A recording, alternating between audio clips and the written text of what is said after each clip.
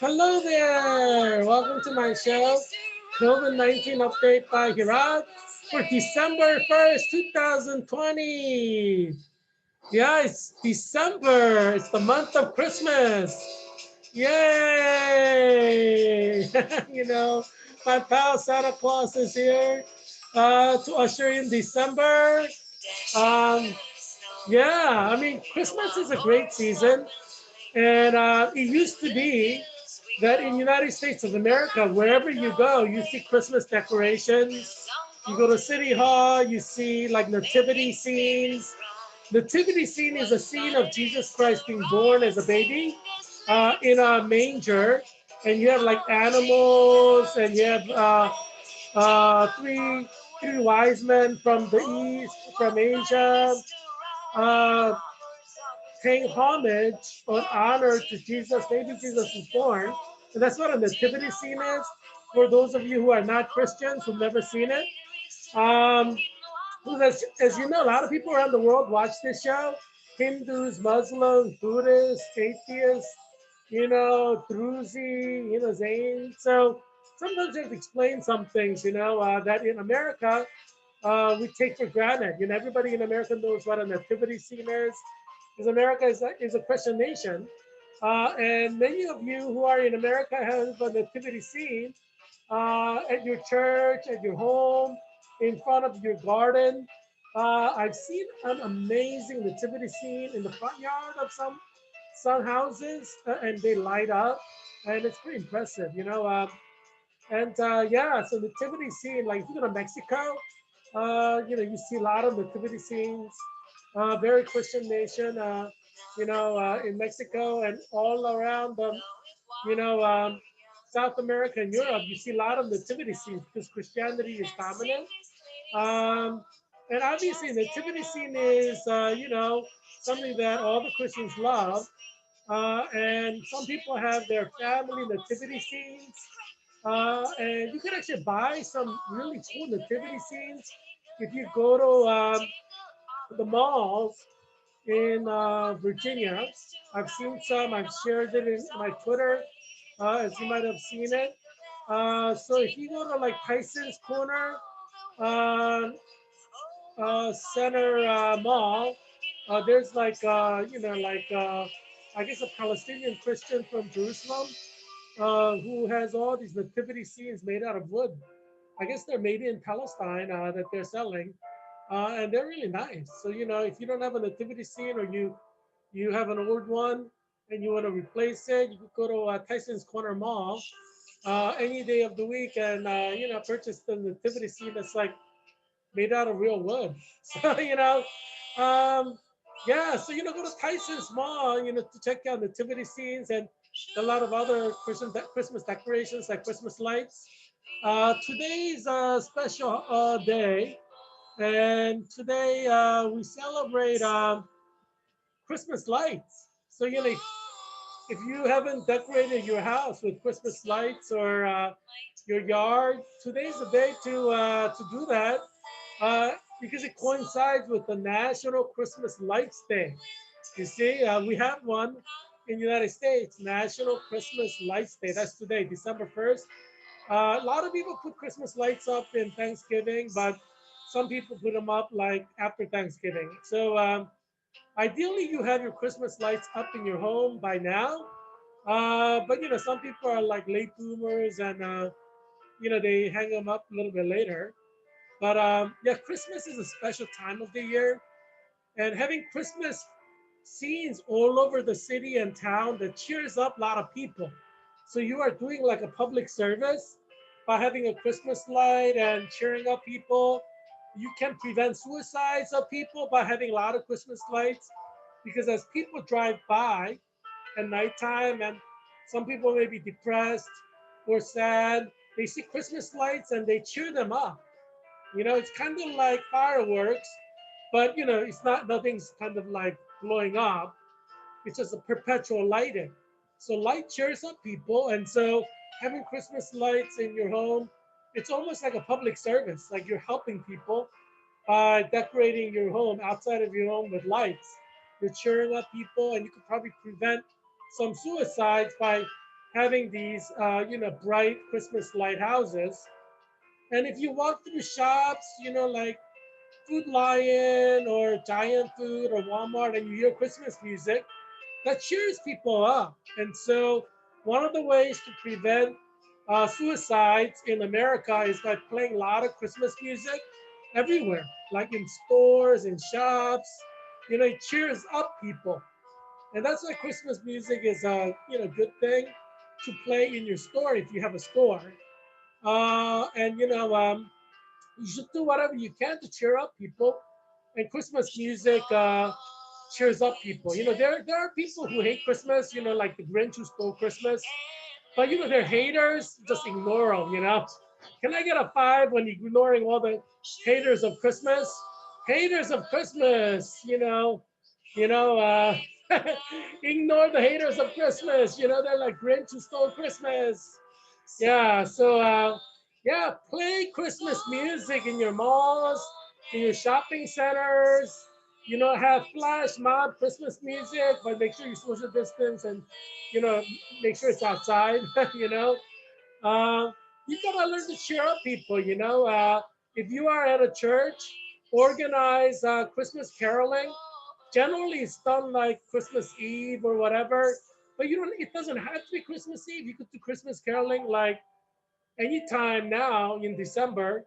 So maybe you could organize a Christmas caroling, socially distance, and your Christmas caroling outside, so it's safer.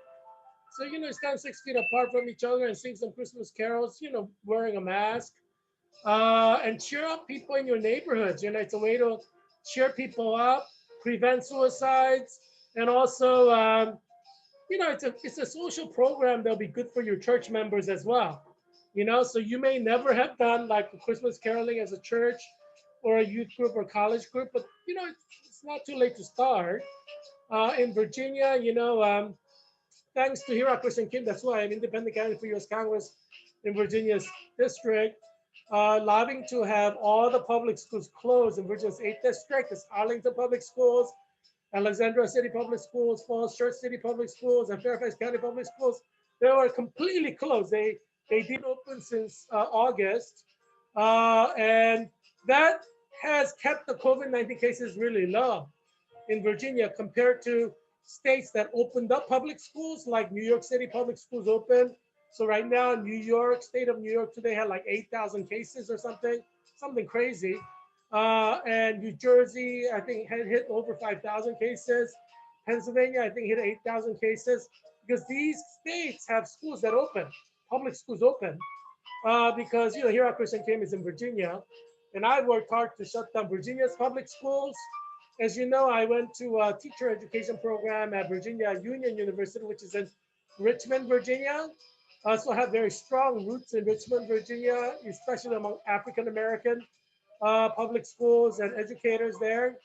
And I'm glad to say Richmond Public Schools also closed down completely. So these public schools closing down were instrumental in keeping COVID-19 cases down. So one person can save a lot of lives, and that's Heerak Christian Kim. That's who I am. Don Beyer, my counterpart, who's current incumbent U.S. Congressman, he didn't do anything to shut down public schools. He actually wanted them open.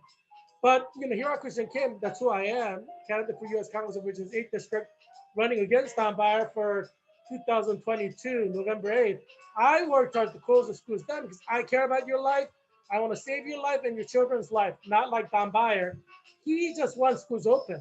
He's not focused on your life. He's focused on schools. I'm focused on your life.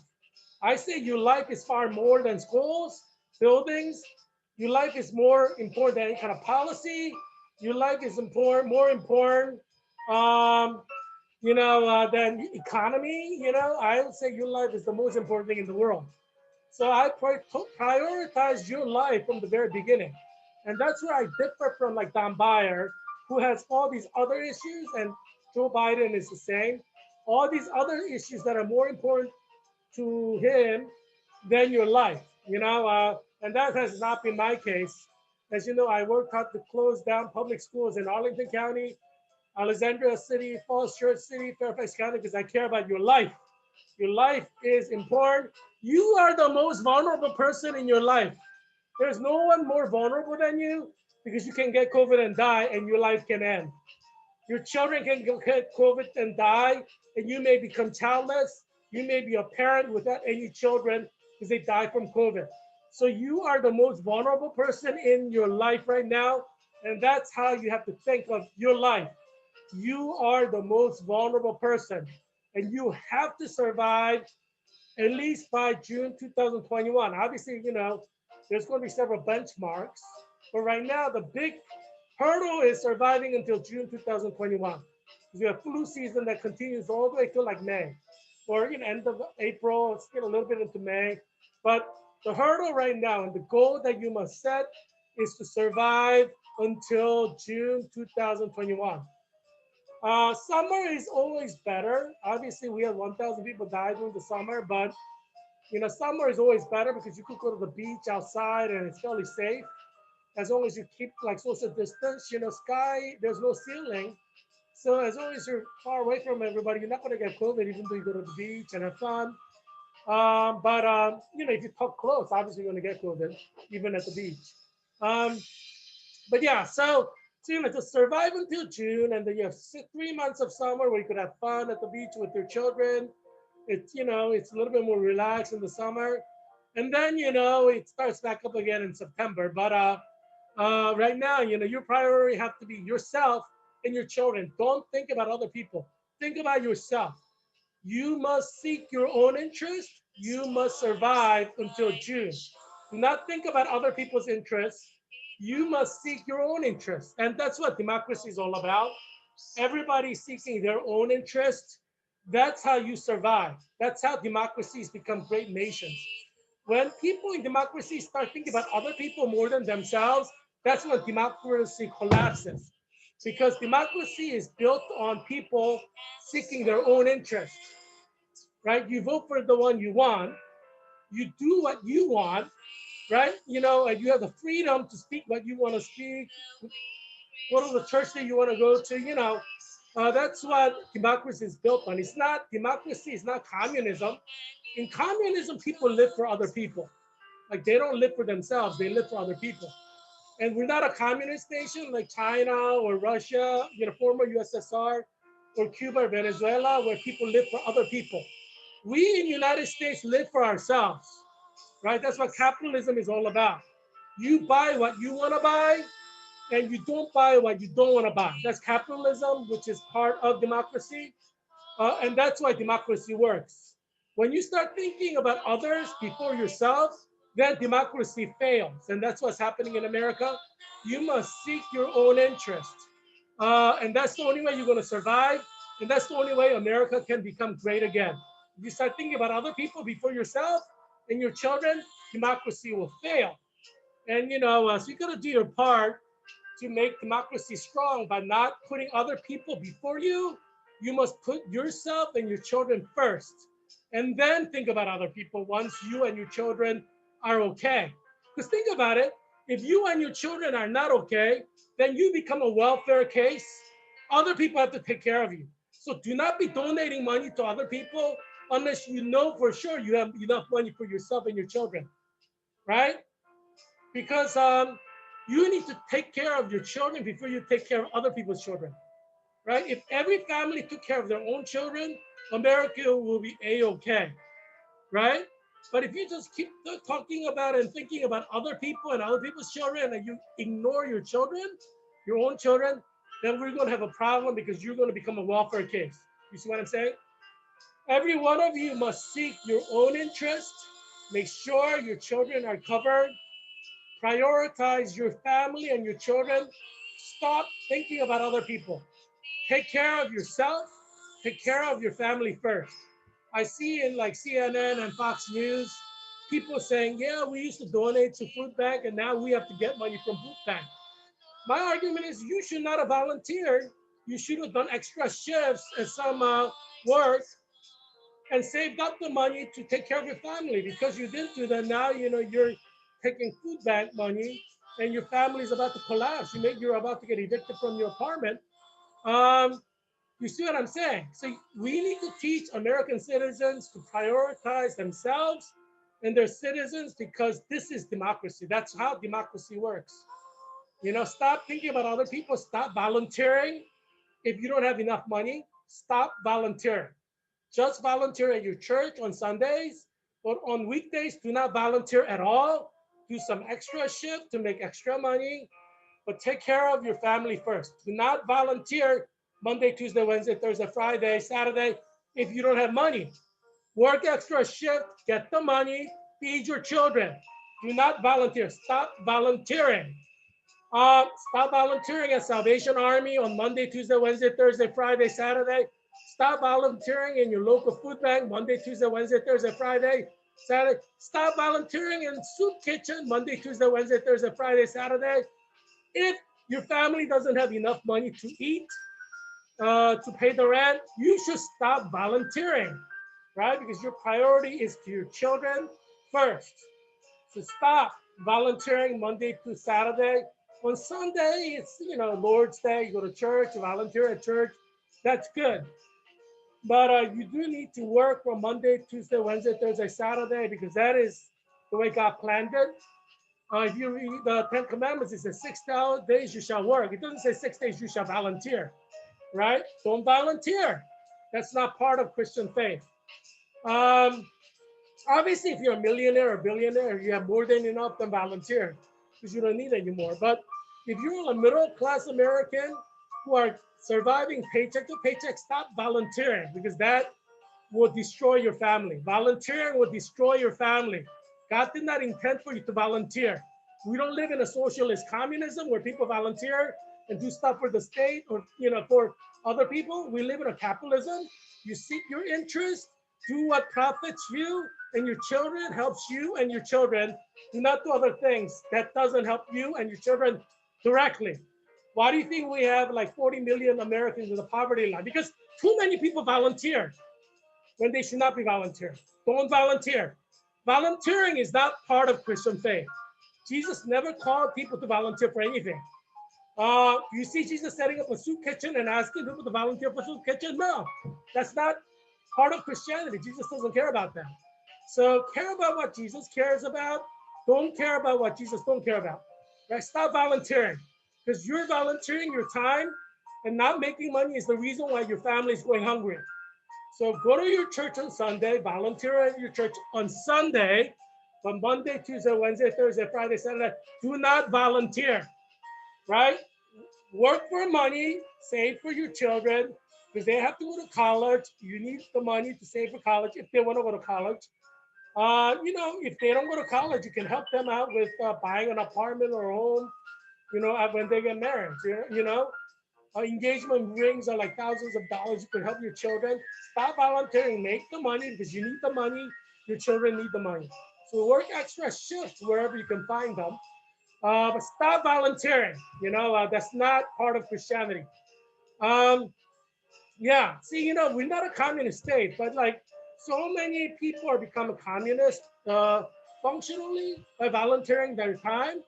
It's wrong. I mean, unless you have more than enough and you don't need any more money, then volunteer. But if you need money, if your children need money, do not volunteer because it's wrong to do that.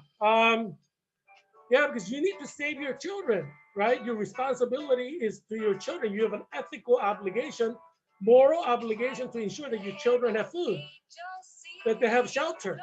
So if you're volunteering your time, you are reneging on your moral obligation to your children. You see what I'm saying? So yeah, you have to be ethical. Volunteering is bad if you are someone who's financially struggling. Do not volunteer. I have to say this explicitly because there are Americans out there who have a hard time feeding their children who are volunteering because they think that's the thing to do. That's a Christian thing to do. No, Jesus Christ never told you to volunteer for anything. Read Matthew, Mark, Luke, and John. Jesus never asked you to volunteer. That's not part of being a Christian. You can be an excellent Christian without volunteering even 0 hours until you die from your birth. Because Jesus never asked you to volunteer for anything, right? So just follow the Bible, read the Bible, and see what the Bible tells you to do. Stop listening to the world. World wants you to volunteer in soup kitchen and Salvation Army. These are not important things, right? Um, you can volunteer in your own local church. That is a good thing because Christ saved you from eternal damnation. So you should give back to Christ, and you do that through your local church. You go to like a Southern Baptist church in Arlington County, volunteer at your church on Sundays. Like maybe you could prepare lunch for the church members. Do things, with your church family because they are your body of Christ church family. Yeah. So, yeah, I need to tell you everything because there's so many false teachings in the world. If I don't tell you and teach you explicitly what the New Testament is teaching, you may fall into wrong direction, and then your family may starve. Right? Right? So read the Bible. Don't just take words of your pastor or elder or deacon at face value. You read the Bible and compare what they're saying and see if it's correct. Right? Be Bereans, right? And you should compare what I say to the Bible as well, obviously. Um, Jesus Christ is Lord. Christ the Lord. I love Jesus. Santa loves Jesus too. And so does Rudolph. Rudolph loves Jesus. And Harry's like, don't leave me out. I love Jesus too.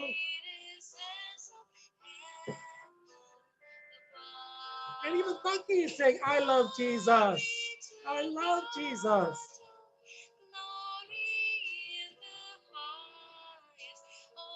Love.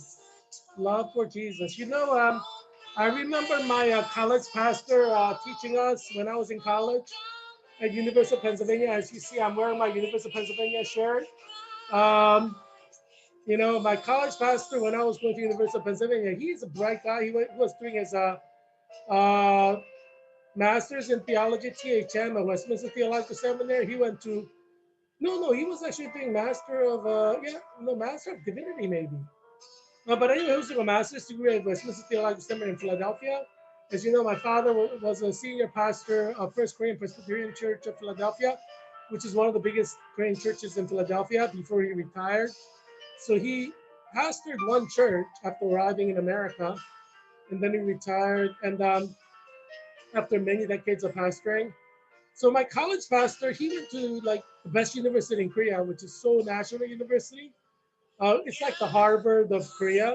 And then he went to seminary. He might have gone to seminary in Korea for Master of Divinity, and then he went to Westminster Seminary for his, I guess it was his THM, Master of Theology. And then he went to University of Amsterdam for his PhD.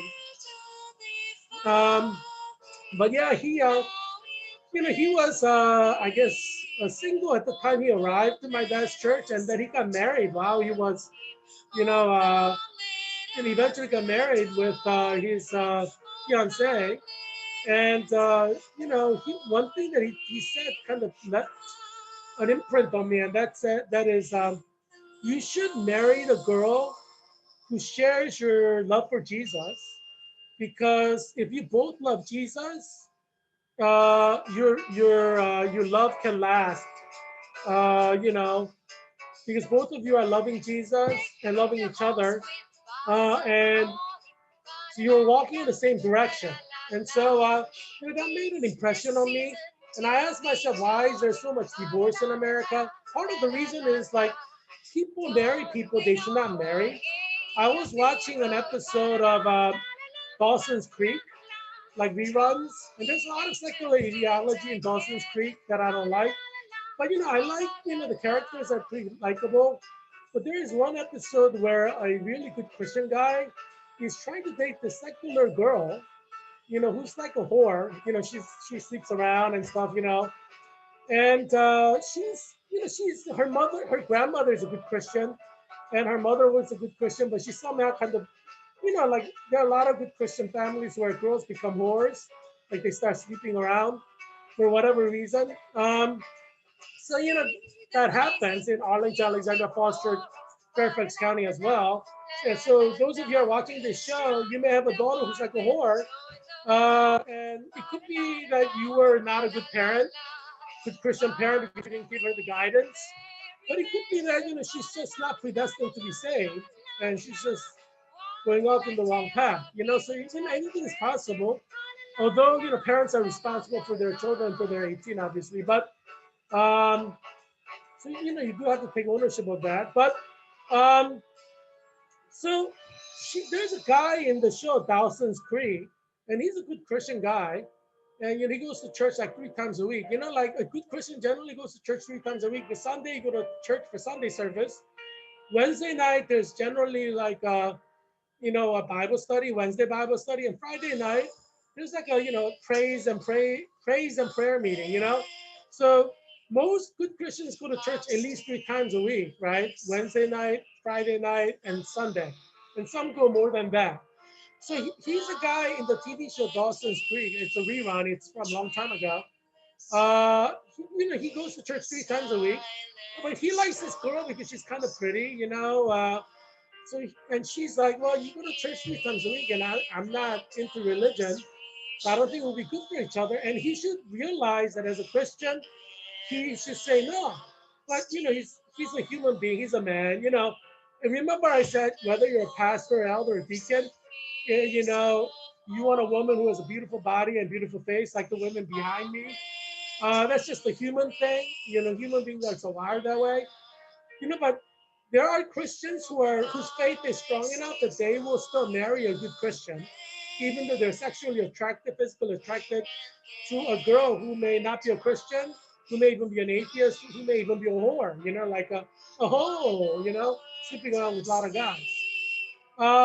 But there are Christian men who are weak, and they will end up marrying a girl just because of their physical beauty. That happens a lot, everywhere. The show highlighted that fact, right? This is a good Christian guy, goes to church every 3 times a week. He's serious about his Christian faith, but he's sexually or physically attracted to this girl, and he just wants to date her, and who knows? So maybe he's thinking about marrying her, in the show. So, so there's a problem there, right? But I thought the show was good, at least from Christian critique perspective, in highlighting why there may be a lot of divorce in America, because there are Christian guys who end up marrying a Christian with like a girl who's like a hoe, because she's pretty. Because men are shallow, men are superficial, so they like women who are thin and pretty and attractive. And so, a lot of good Christian men actually fall into that. And so that may be one of the reasons why there are divorces, because eventually, he loves Jesus. He has to decide whether that's the most important thing. And if she doesn't care about Jesus, eventually, it may not work out. Or it's a burden that he has to carry for decades or whatever, maybe the rest of his life. So if you're a good Christian, obviously you should only marry a girl who's a good Christian, because your marriage is bound to fail if you marry a girl who's not a good Christian. It's just you're not looking in the same direction. You're not sharing the same values. You're not sharing the same love of Jesus. And religion is very important because let's say if you're a Christian and you like a Jewish girl, she may not want to celebrate Christmas because she hates Jesus. Because she's Jewish. And she may not even say Merry Christmas to you. She may say Happy Holidays. Um, you may love her because she's beautiful. A lot of beautiful Jewish women. I've known a lot of beautiful Jewish women. I've dated some beautiful Jewish women. So I know there are a lot of beautiful Jewish women who are just amazingly attractive. But, at the end of the day, you have to decide, unless she converts to Christianity and becomes a Christian and get baptized, obviously, and promise you to lead a Christian life in marriage, you should not marry her because it's not going to work out. So there are a lot of marriages fail because religion is a very important part of your life, and you may think that's not the most important thing, but when you have children, it becomes a thing. And if your family is Christian and her family is Jewish, there are serious problems. Like Bill Gates' daughter, I think got engaged to an Egyptian. I don't know if he's a Christian or a Muslim. Um, but if he's Muslim, then there's going to be serious problems. I'm sure they'll get divorced.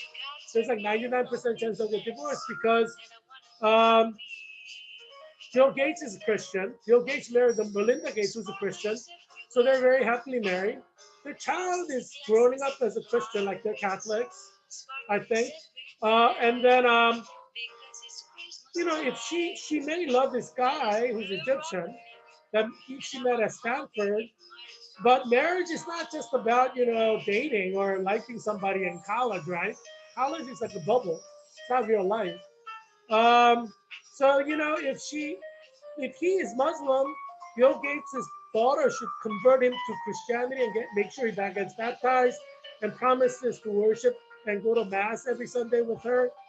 Or she should end the engagement, right? Because the marriage is 95% guaranteed to fail because she's Catholic and he's Muslim. And both of the families, it's a problem. Although his family's in Egypt, if his family's Muslim, it's not going to work out. It's like that in Arlington. And, those of you who are Muslim understand what I'm saying.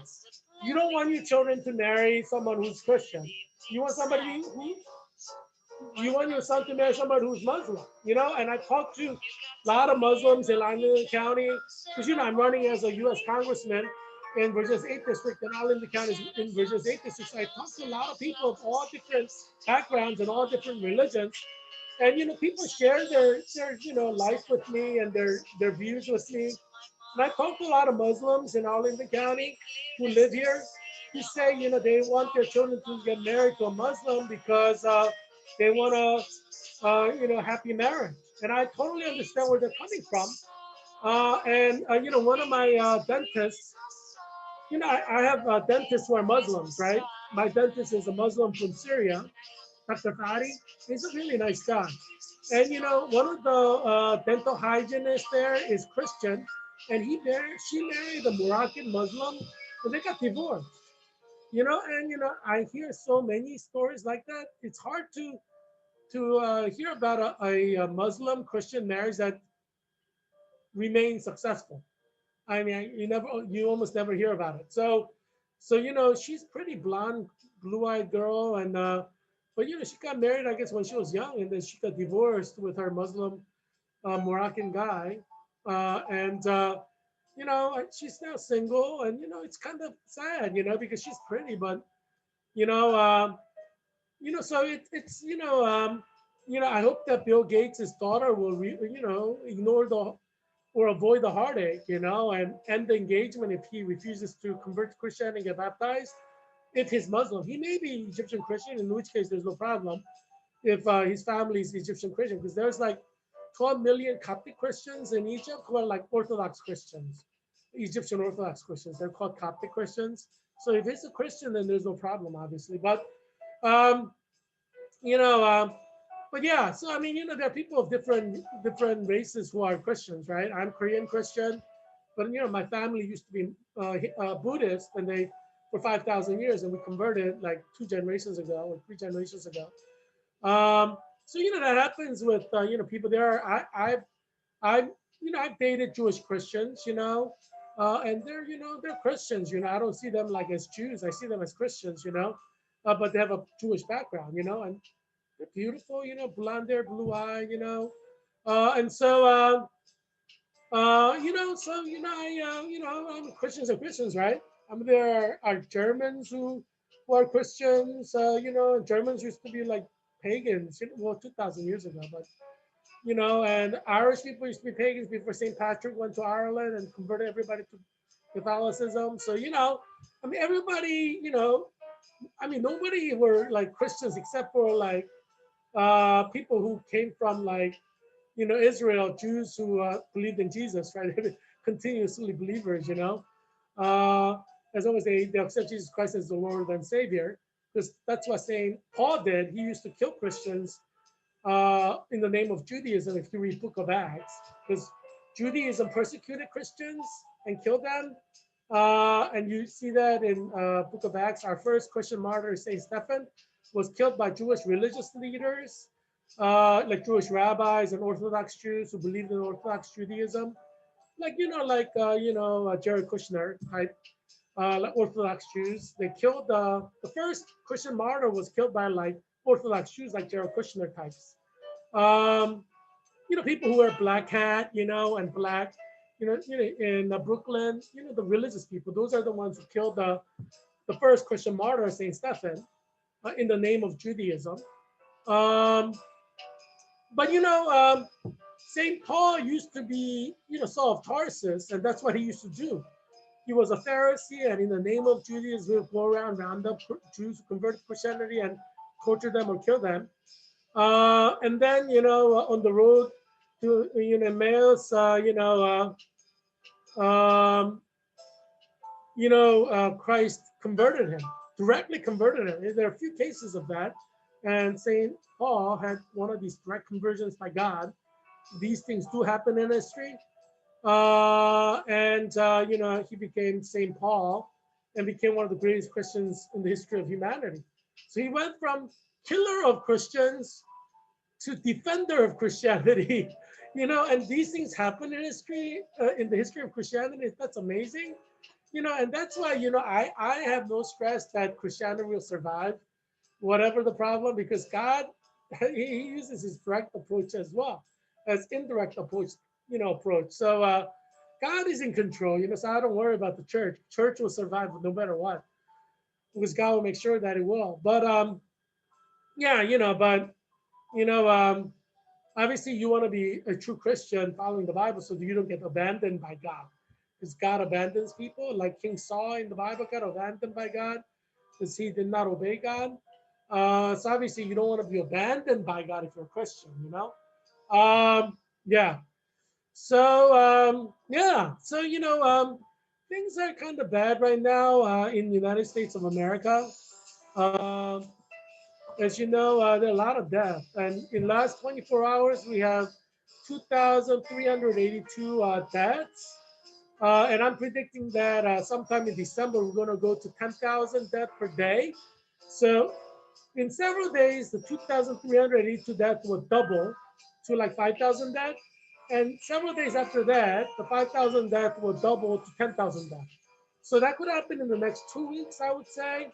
Let's see. Hopefully I'm wrong, but I don't think I'm going to be wrong, because if you're following in the news, you see all these records being broken for hospitalization state by state, and generally hospitalization, when they're breaking records, eventually death will start, and then you're gonna have death records being broken.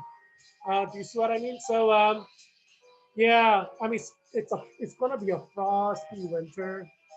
It's gonna be very frosty winter. What can you say? Uh, Frosty the snowman. But yeah. I mean, I was tempted to put up Frosty, uh, Frosty as my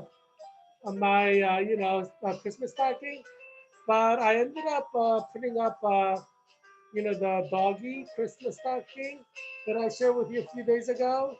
Um, I'm just, Frosty is like a snowman. I like Frosty, but I like something warm and fuzzy, like a puppy, somebody you could like hug and hold, like Tucky. You could like hug and hold Tucky.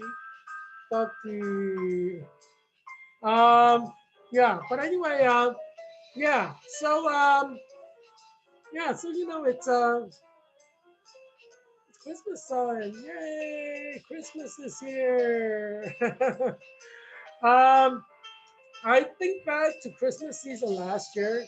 About this time, like in the first week of December or so, I organized, as you know, I was the vice president of University of Pennsylvania Alumni Association of Washington, D.C.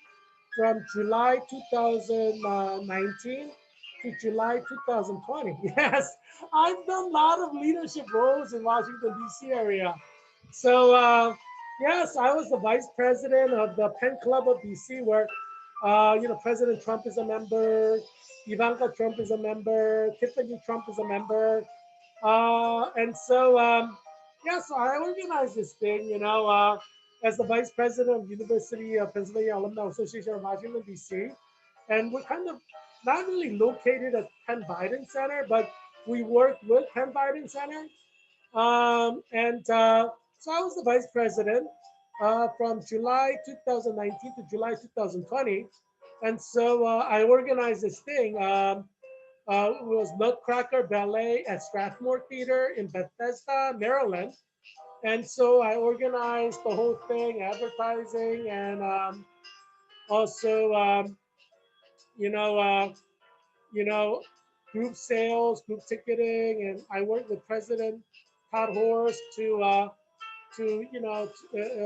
organize payment for that, and with the treasurer of University of Pennsylvania Alumni Association of Washington D.C. So I'm the vice president, but treasurer has all the money, right? So, so it was really good. I enjoyed organizing this. It was like a lot of time-consuming effort, but it was worth it. And we soared out. We had a waiting list. We had a long waiting list. So I'm very good at organizing fun events and selling out tickets. We actually sold out so early that I had to ask the Nutcracker organizers to give us another batch of group tickets. Yeah, and that's how popular this thing was. So, there are a lot of important, powerful people in Washington D.C. who graduated from University of Pennsylvania. As you can see from the photos, for those of you who know who they are, if you're one of the powerful and people, I guess you gotta be a powerful person to know a powerful person, right? Um, yeah, so different races. You have Asians, Hispanics, Latinos, blacks, whites, they're all in their influential positions in Washington D.C. in both parties, Democratic Party and Republican Party, or nonpartisan, independents. Um, and many people are holding top positions in government. And so, it was nice to see and meet and entertain, Pennsylvania alumni. And right next to me, you see a photo that I took with a professor at Georgetown University Medical School. She's a top-notch professor at Georgetown University Medical School. And her daughter is a second-year sophomore at University of Pennsylvania. I think she's studying medicine to go into medical school.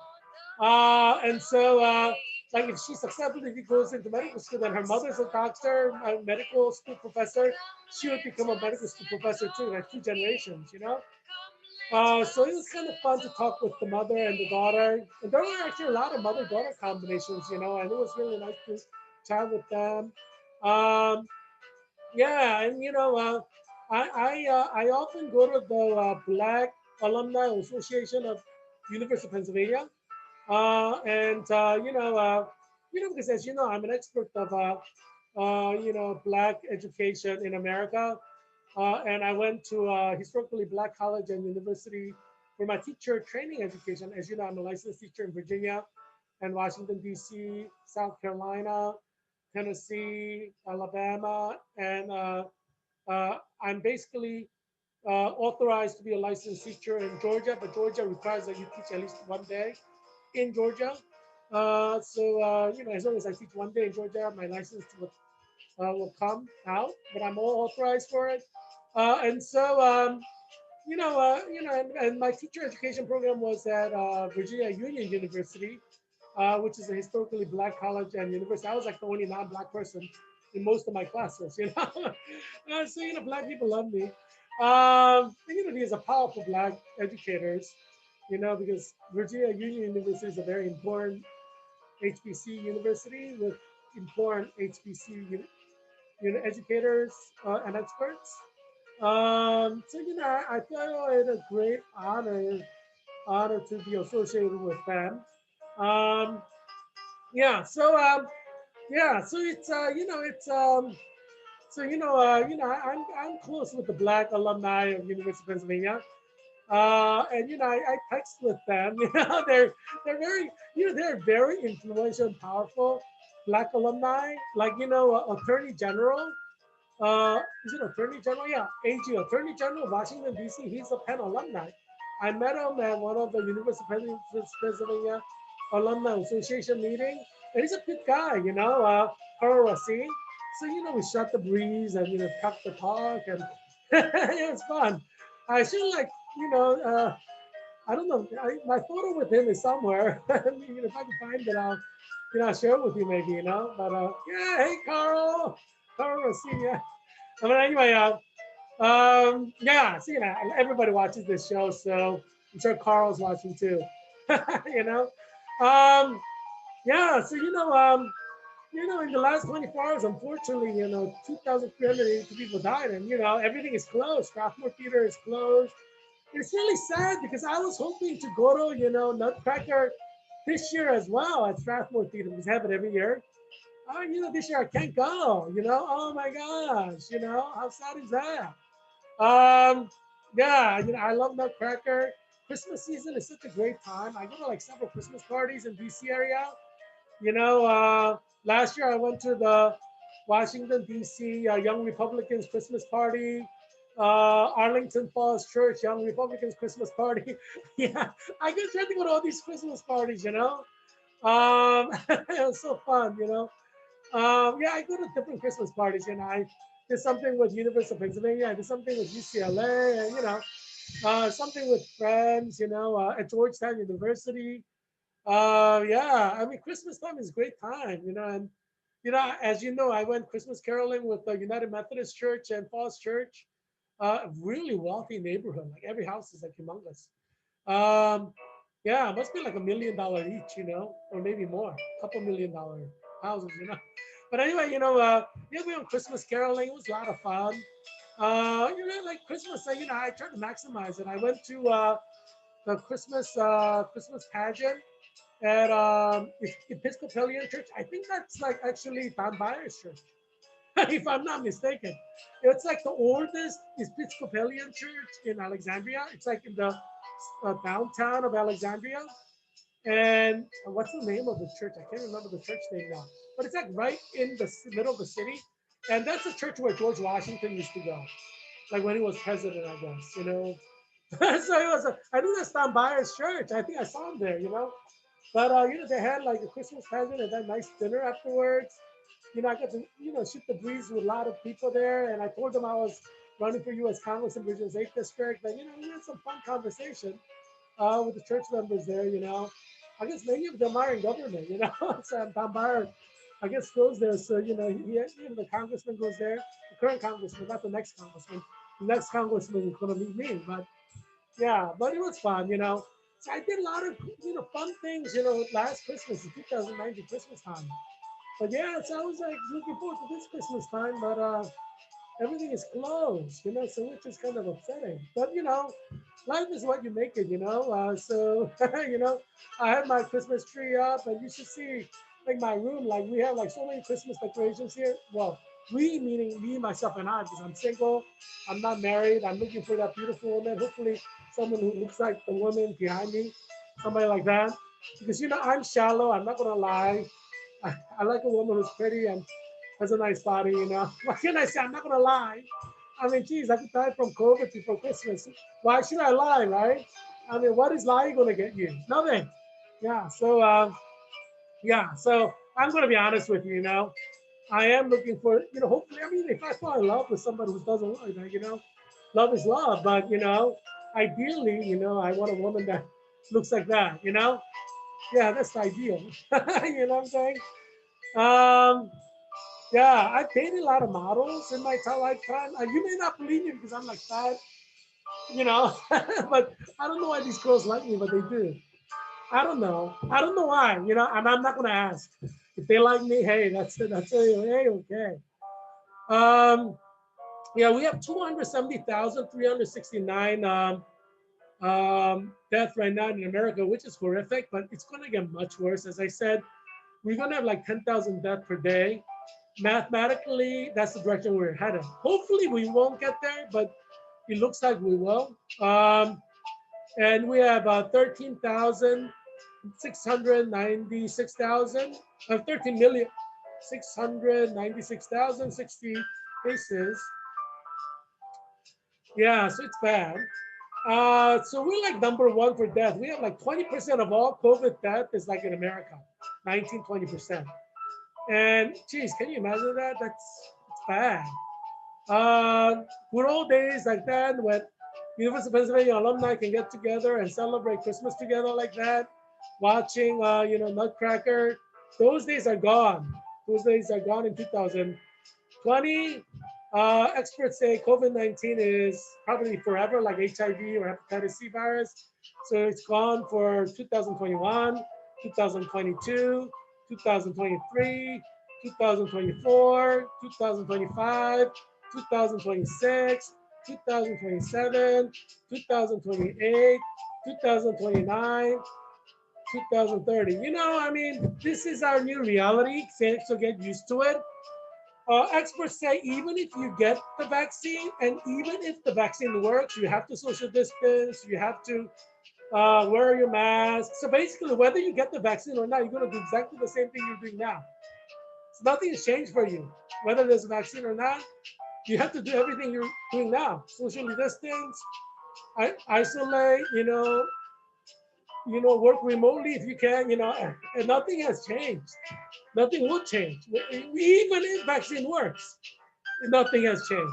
So that's why you're looking for next decade or a couple of decades, a few decades. Yeah, I mean, there's no reason to lie to yourself. This is a new reality and this is permanent. We're talking about a permanent condition. This is normal. So stop talking about going back to normal because this is the new normal. This is where we are for like foreseeable future. Like foreseeable future meaning for decades to come. Um, yeah, well, it's unfortunate, but it's true. You have a 365 days a year virus. As I said, though, from June to August, you can go to the beach, outside in warm weather, it's be fairly safe. So that you have that to look forward to, but other than that, this is a permanent condition. Yeah, that's just life. Um, and even when you go to the beach, you can socially distance. Just go with your family. Um, yeah. So right now, number one COVID-19 cases in Asia is India, which has a disproportionate large number of cases, 9,462,809 cases. And, the country has more than a billion people, so it kind of makes sense in a way. But China doesn't have that many cases, though. I think it has less than 100,000 cases. So, I guess, India's doing badly, right? By comparison. So the death is 137,621 deaths. So they're dying at 1%, which is so far so good. But you never know what's going to happen in the next 6 months. So let's see. I'm betting that there will be more than 1 million deaths, easily more than 1 million deaths by June 2021. But let's see what happens. Hopefully not, because, I care about India. As you know, I'm a professor, visiting professor, or actually more like an adjunct professor. I'm like on the permanent staff, but I go and, teach when I can.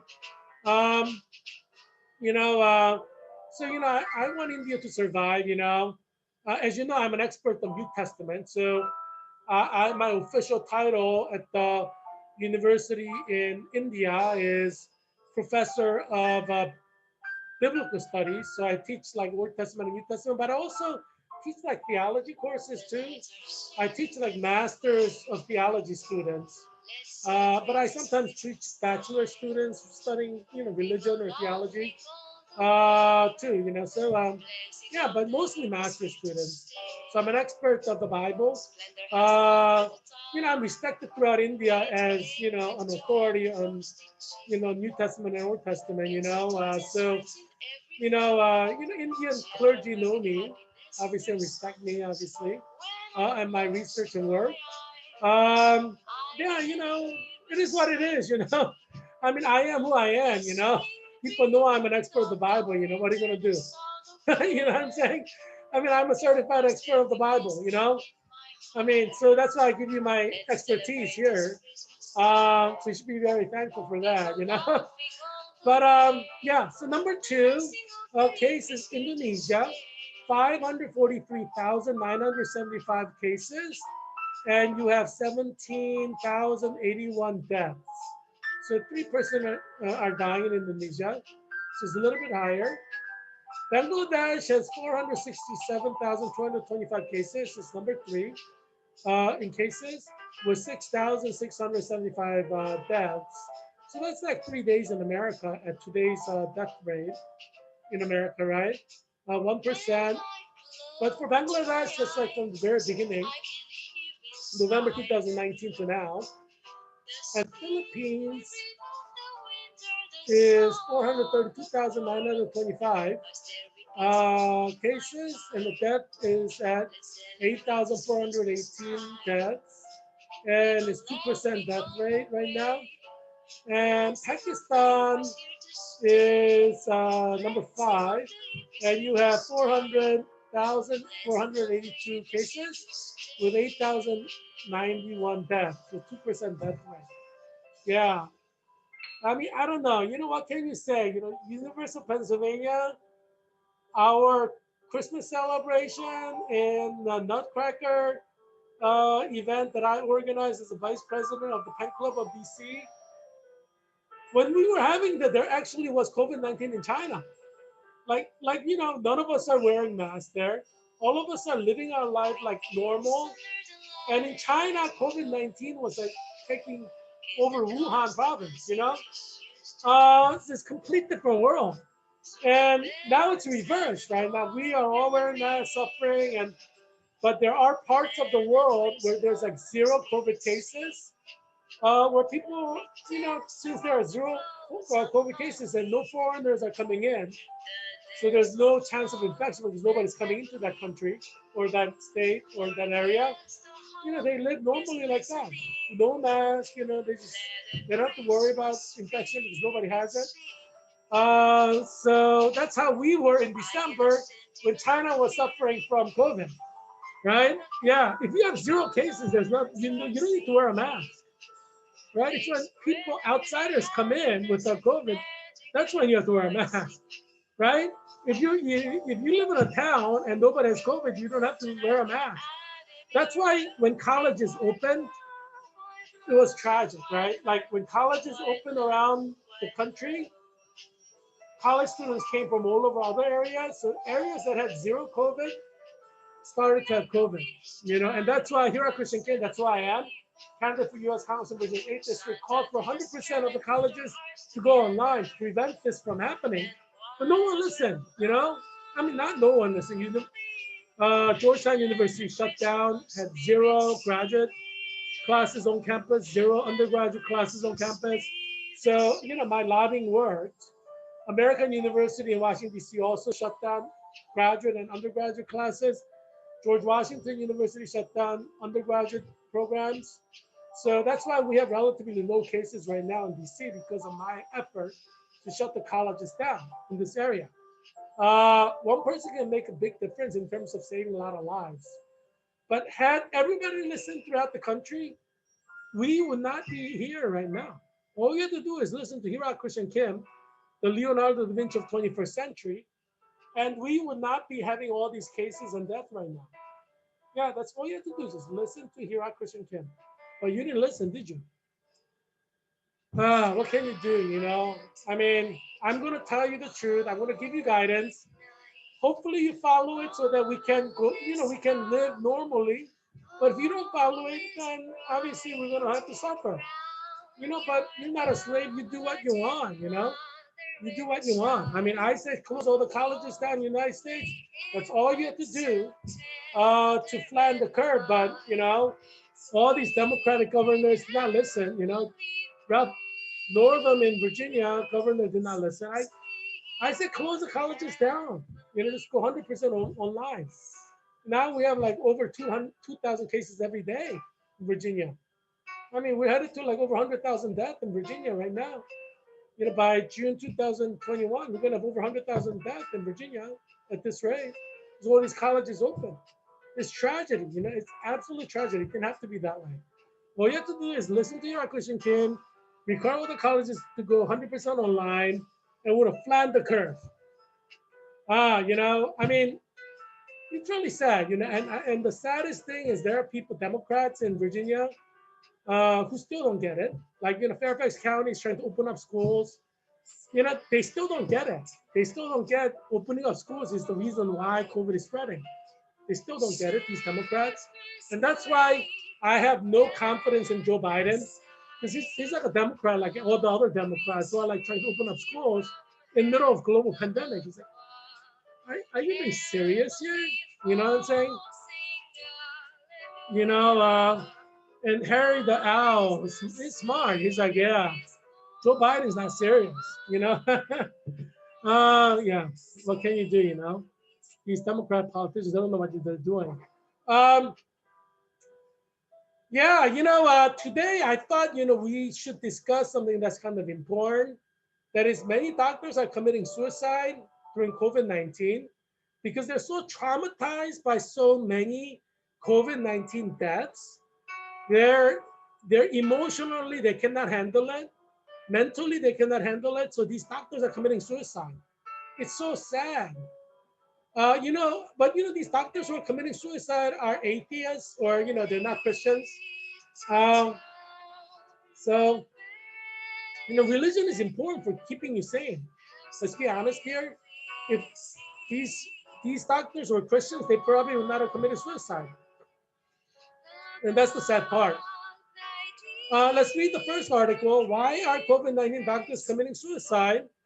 Um, Omar El Wafai in CGTN. This was back in April when a lot of doctors were committing suicide. So the article said frontline healthcare workers are struggling with both mental and physical burdens stemming from the surge of patient death related to COVID-19. And obviously at that time, New York was one state that was experiencing it. Right now, every state will experience it. So for the next 6 months, doctors will be experiencing what New York doctors experienced in April. So this is going to be applicable to every doctor in every state right now, right? Including Virginia Hospital Center, where I work as a nurse.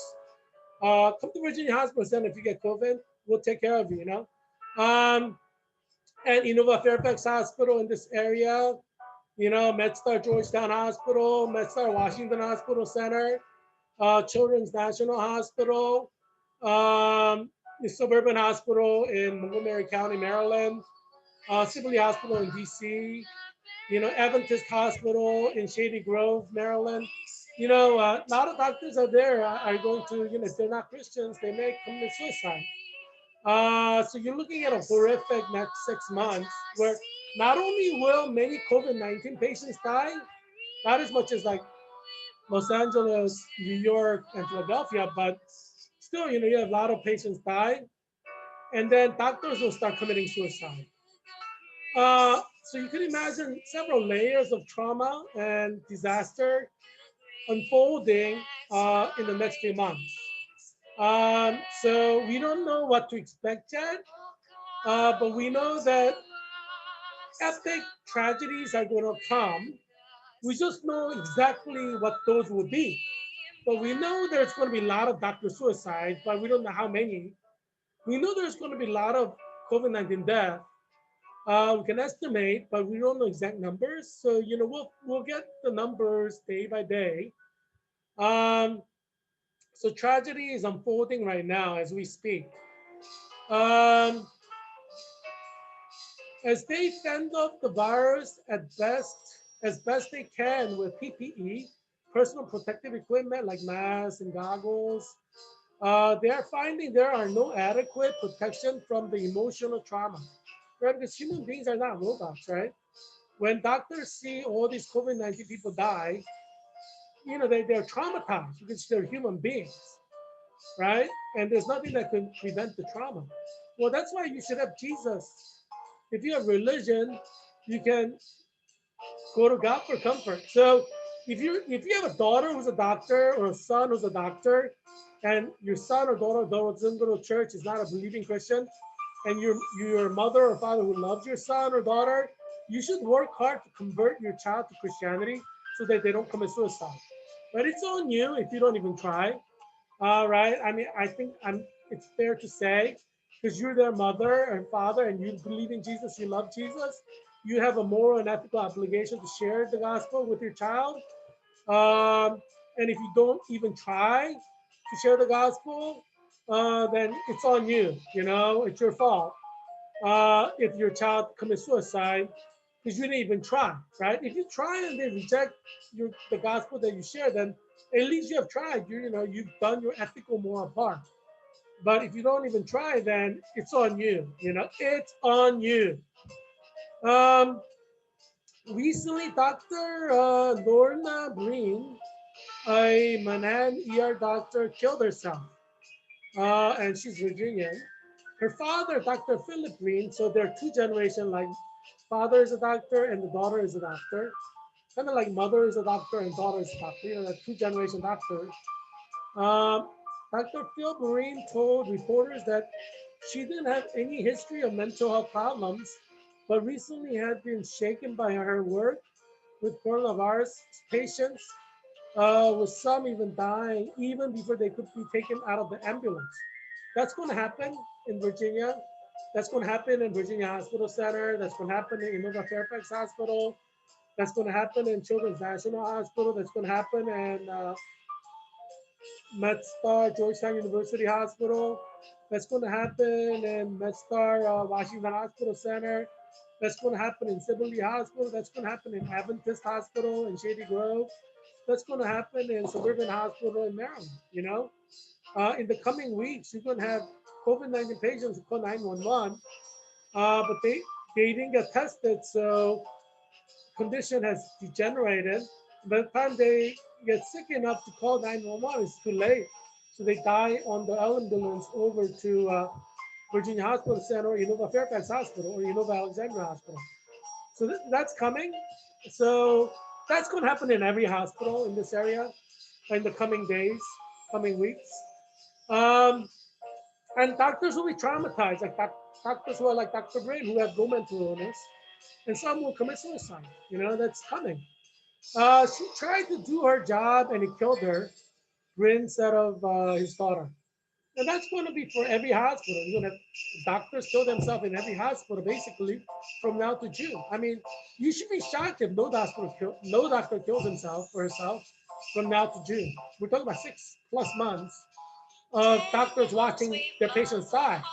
I mean, of course, you're going to have at least one doctor commit suicide, at least one. Um, Second article, Doctor Heal Thyself, Physician Burnout in the Wake of COVID-19. So this article is like, you know, a little bit later, by Lippy Roy, who's also a doctor, and she, MD means medical doctor, and she also has MPH degree, which is Master in Public Health.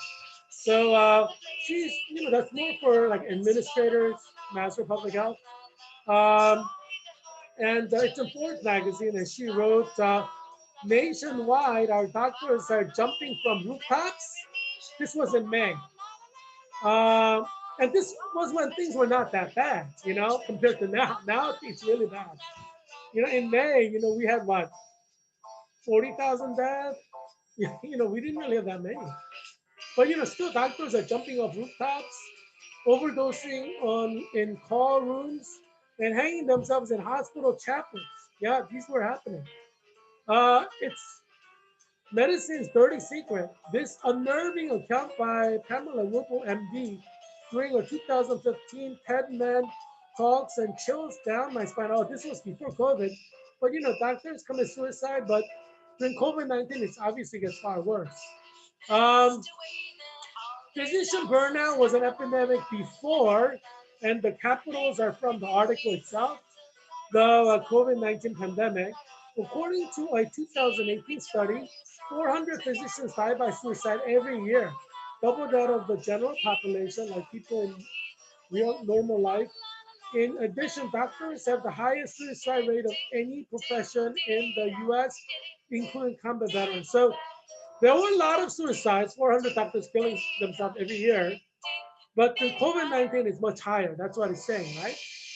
The third article is Shining a Light on Physician Suicide, and it's by Elisa Arestokashaga in American Hospital Association, which is the official organization that guides and leads all the hospitals in America, right?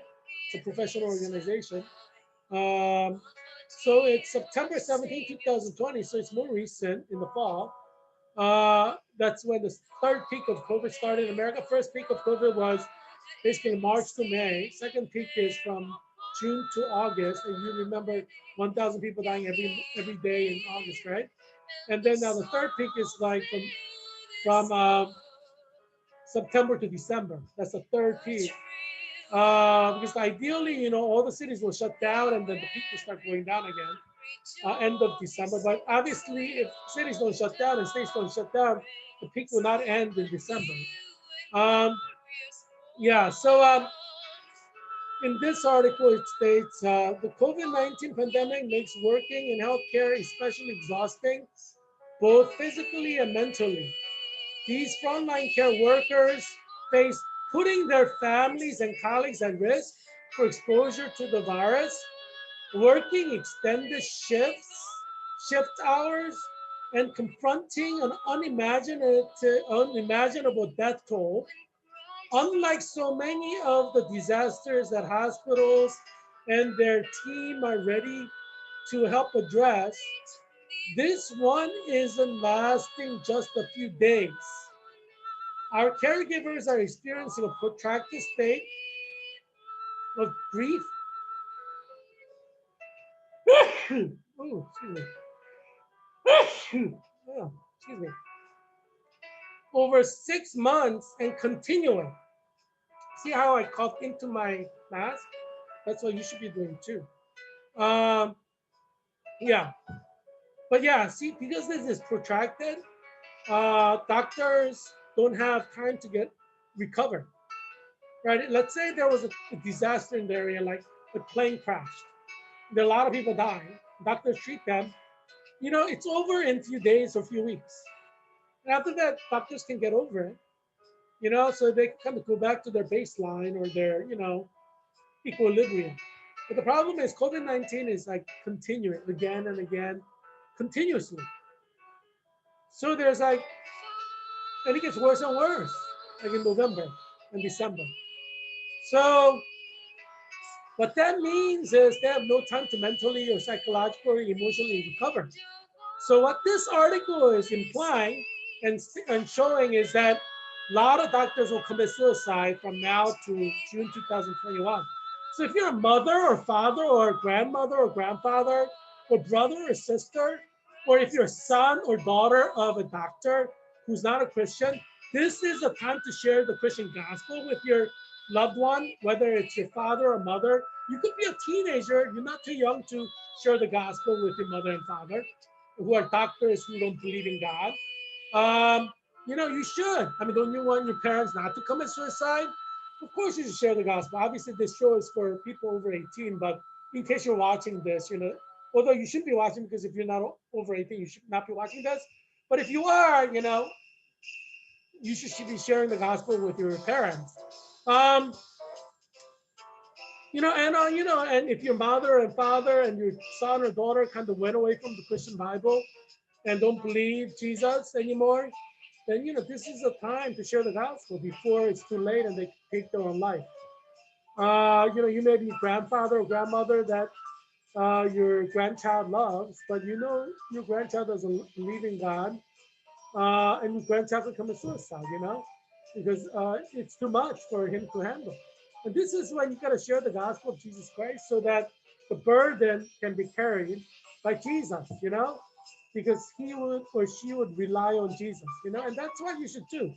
I mean, obviously, I give you an actionable um, suggestion, recommendation, right?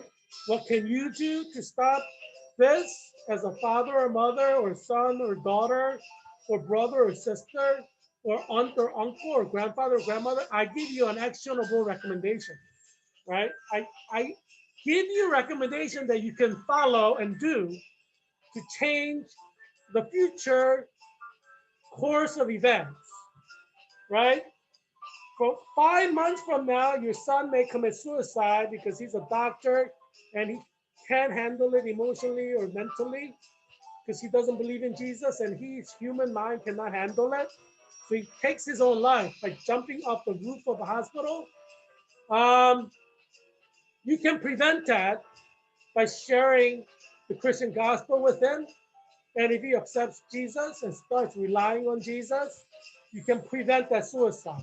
He can live a fruitful life for decades to come in a meaningful relationship with Jesus, but also in a wonderful relationship with you. Right? So that's something you can do now to change the course of history if you share the gospel with your son. I mean, but if you're too lazy to share the gospel, then don't be surprised if your son, who's a prize-winning doctor, jumps off the roof of a hospital and kills himself after treating COVID-19 patients for months because he can't handle it psychologically. Don't be surprised. I mean, because this is coming from study, right? 400 doctors commit suicide every year, even when there is no COVID. So during COVID, you should expect like 1,000 doctors to commit suicide, right? Um, so that's coming. Um, yeah. So do what you can to save your son, save your father, save your mother. That's all I'm saying. Obviously, you're not a slave. You do what you want.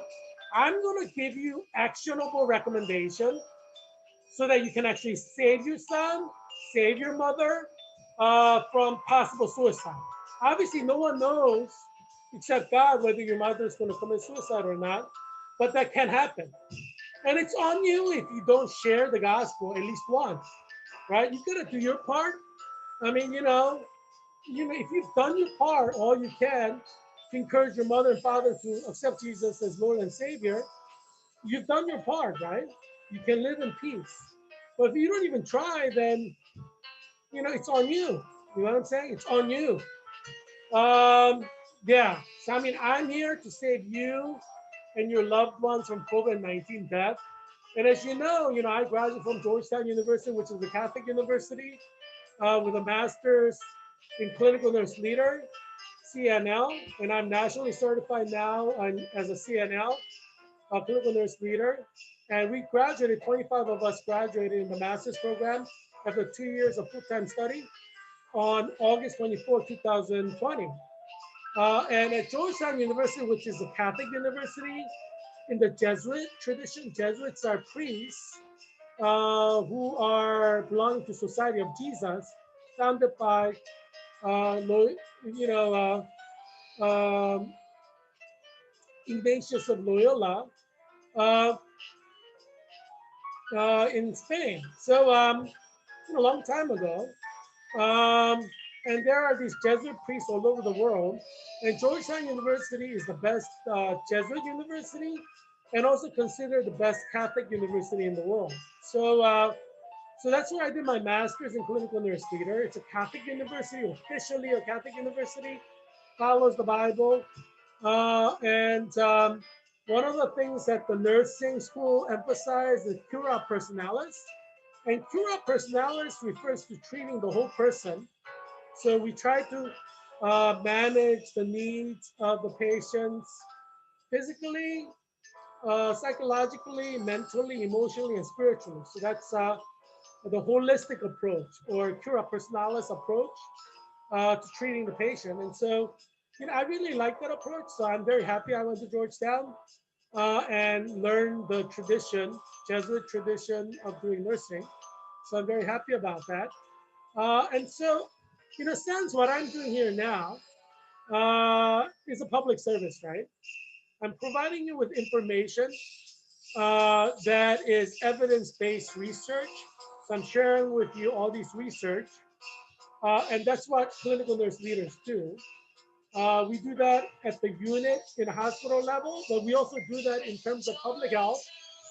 So I share with you the research that is cutting edge, latest research, and then I come up with recommendations on what we need to do, right, to improve the outcome.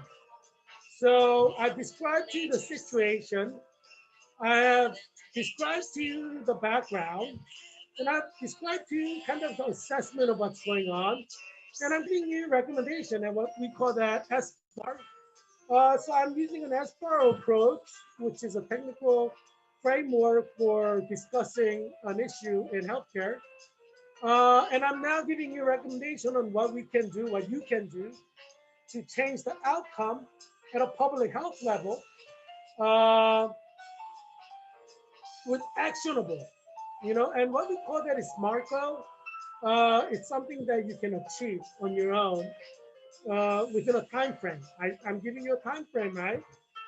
In the next 6 months, a lot of doctors are going to commit suicide. Obviously, sooner you talk to your son or daughter or mother or father, brother or sister, you know, your friend, the better, obviously, because you don't know exactly when, if your loved one is going to come and, contemplating suicide. And it may be spontaneous. They may not be contemplating suicide, but because of the trauma of so many dead COVID-19 patients, they may just go to the rooftop of the hospital and jump off. So the way you can prevent that from a cura personalis, holistic approach, treatment of the whole person that Georgetown University emphasizes, is we cannot ignore the spiritual dimension. And one of the nursing diagnoses is risk for spiritual distress or even spiritual distress, right? And that refers to a person who is questioning the existence of God, or someone who doesn't exist, questions his own faith or her own faith to the extent that it becomes disruptive of his, routine, or it, it impacts his daily living. And we call that spiritual distress. It's a nursing diagnosis. So as a nurse, you could have a nursing diagnosis called spiritual distress, or risk for spiritual distress. This is a professional diagnosis. As a nurse, we're trained professional as a nurse. So this is all within the scope of practice as a nurse. And so this is a matter that we need to handle, obviously. So, you know, uh, I'm offering you an expertise as a nurse with the diagnosis of spiritual distress that can be treated, right? And we do the holistic approach, and we at Georgetown University, we call that CAM, complementary and alternative medicine. CAM, complementary and alternative medicine. And Georgetown University Medical School works in hand with National Institutes of Health, NIH, uh, to implement a complementary alternative medicine approach. So complementary alternative medicine can encompass many things. It can encompass, number one, like Chinese herbal medicine. It could encompass meditation, like yoga, but it could also encompass like Christian theology, Christian meditation, like, you have Benedictine monk meditations, Gregorian chants can be part of meditation that could reduce anxiety, reduce fear, right? Because often anxiety and fear can be a problem. Or stress, reduce stress. You could do Gregorian chants, or you could do the rosary. These are ways to reduce stress. Um, and so, there are complementary and alternative medicine techniques that bring in not only herbal medicine, but different strategies, spiritual strategies like yoga, meditation, Gregorian chants, doing the rosary, you know, fasting with prayer, for example. So that's why I like Georgetown University's approach to medicine, because human beings are not just chemical, right? Human beings are physical, mental, emotional, and spiritual. People have spiritual dimensions. And obviously, one of the nursing diagnoses is spiritual distress, because in the nursing profession, we officially recognize spiritual distress as an adverse health condition. And that's why we have that technical professional diagnosis of spiritual distress. Um, you see what I'm saying? So, a lot of people don't understand what the profession of nursing is like. And that there is this whole dimension to what institutes of health, National Institutes of Health, NIH is doing. Catholic universities like Georgetown University is doing complementary and alternative medicine that integrates Catholic religiosity and spirituality, like Gregorian chants, or doing the rosary, or different kind of Christian meditation and spiritual expressions in order to treat certain things, and I'll share with you more about this area because some of you, even those of you out there who are nurses and doctors, may not be aware of this area, complementary and alternative medicine, which is actually not so new. It's been around for decades, but and Georgetown University is one of the leaders in that area. We have actually a master's degree program in the School of Medicine in CAM, complementary and alternative medicine, that you could get along with your medical doctor degree or by itself as well if you want. So if you're interested, you could apply to that program.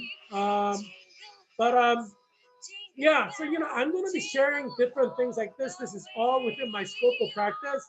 As a nurse, being able to diagnose a patient as having spiritual distress, for example, or in my purview as clinical nurse leader, meeting the needs of public health in times of global pandemic. This is all within my scope of practice and within my licensure and national certification as clinical nurse leader.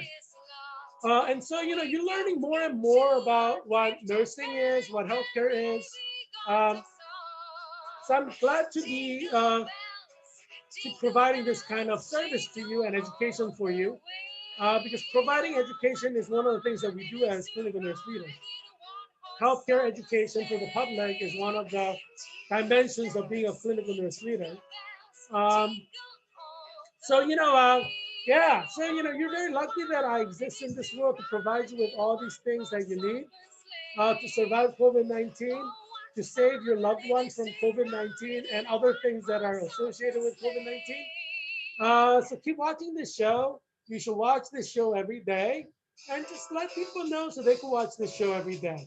Um, one of the, you know, penguins, they survive a lot, right? And we're in a season where we are, you know, we have to think in terms of survival. I think of penguins and how they survive a lot of different factors as an inspiration, from the natural world on how we have to look at what we need to do for the next 6 months. We need to survive. And so this show will be geared toward helping you survive, helping you and your children survive, helping you and your loved ones survive. So I hope you will tune in every day. And also, hopefully you take my recommendation. Obviously, you're not a slave, you do what you want. But, my recommendation is a good recommendation. It's time tested, shows that with passage of time, had you taken my recommendation, things would have been better, right? At the city level, town level, state level, national level. So you can see why I'm the Leonardo da Vinci of 21st century, right? Because my recommendations are workable recommendations that can improve outcomes, and that's the important thing to remember. Um, I hope that you'll be well and that your children will be well. And I'll look forward to seeing you tomorrow. In the meanwhile, put up that, Christmas tree, get into the spirit of Christmas, cheer yourself up. You can say that's part of your complementary and alternative medicine. Having Christmas tree put up, Christmas lights put up at home, that cheers you up, right? It's a kind of complementary and alternative medicine that you yourself can arrange for yourself and your children and your loved ones and even your neighbors. So let's all do our part to help others. Okay, I hope that you will be well and that your family will be well too. Merry Christmas, everyone!